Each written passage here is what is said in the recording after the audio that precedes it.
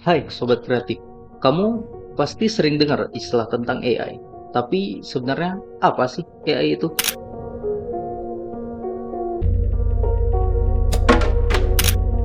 AI atau kecerdasan buatan adalah sebuah mesin yang diciptakan untuk meniru kemampuan manusia, seperti berpikir, belajar, membuat keputusan, hingga menciptakan sebuah konten.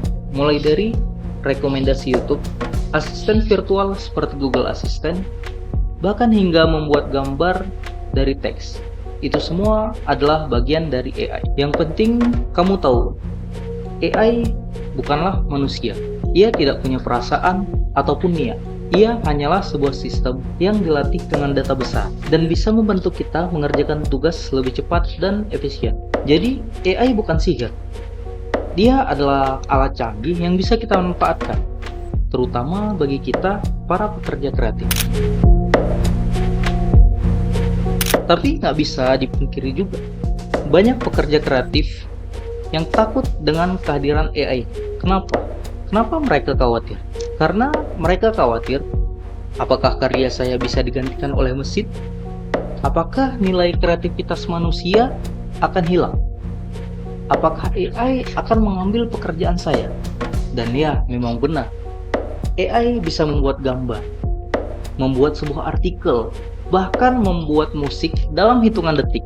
Tapi perlu diingat, AI tidak punya jiwa, tidak punya pengalaman hidup, dan tidak punya emosi. Karya kreativitas yang lahir dari hati, dari perasaan, dan juga dari perjalanan hidup, itu yang tidak bisa ditiru oleh AI. Yang sebenarnya terjadi itu bukanlah pergantian, tapi pergeseran peran. Alih-alih takut, lebih baik kita tanya aja deh ke diri kita masing-masing, bagaimana cara saya memanfaatkan AI agar karya saya ini jadi lebih bagus. Kalau kamu bisa menggunakan AI, kamu bukan hanya bertahan, tapi kamu bisa melompat jauh ke depan. Contohnya itu gitu, desainer nih, dia bisa pakai AI buat bikin ide awal, ataupun biasanya untuk riset. Mungkin setelah itu bisa juga dia pakai untuk eksplorasi gaya, atau bikin mockup dalam hitungan menit. Lalu untuk menyempurnakannya tetap dari sentuhan manusianya atau desainernya itu sendiri.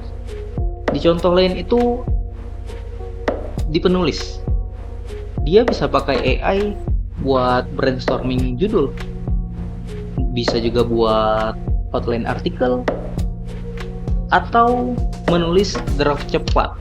Lalu dia tinggal menyuntikkan gaya bahasa dan emosi pribadi sendiri. Dan ada juga editor. Editor bisa pakai AI buat bantu editingnya jadi lebih cepat. Contohnya dalam pembuatan teks subtitle, yang sebelumnya harus memasukkan teks satu-satu, tapi sekarang dengan AI tinggal sekali klik sudah langsung jadi. Dan ya, pasti akan tidak sempurna, karena mungkin ada beberapa kosakata yang sulit dimengerti oleh AI. Dan disitulah tetap kita membutuhkan peran manusia untuk memperbaiki hal itu. Dan bahkan dia bisa menggunakan efek-efek visual yang sebelumnya harus mengerjakannya berjam-jam ataupun berhari-hari, tapi sekarang dengan bantuannya AI, cukup sekali klik langsung jadi. Intinya, AI adalah asisten kreatif terbaik yang pernah ada. Ia mengurangi pekerjaan yang berulang-ulang, mempercepat proses, dan membuka ruang bagi kamu untuk fokus pada hal-hal yang lebih penting, seperti ide, konsep, dan ekspresi diri.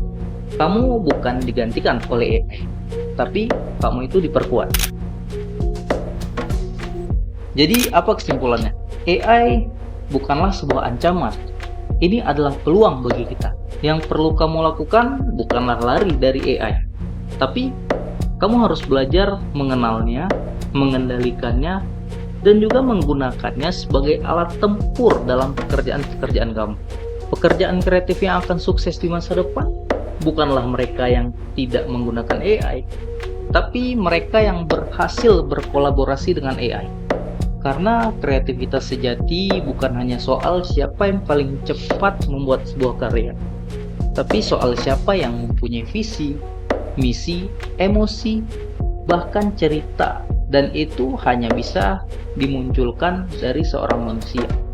Jadi jangan takut untuk menggunakan AI.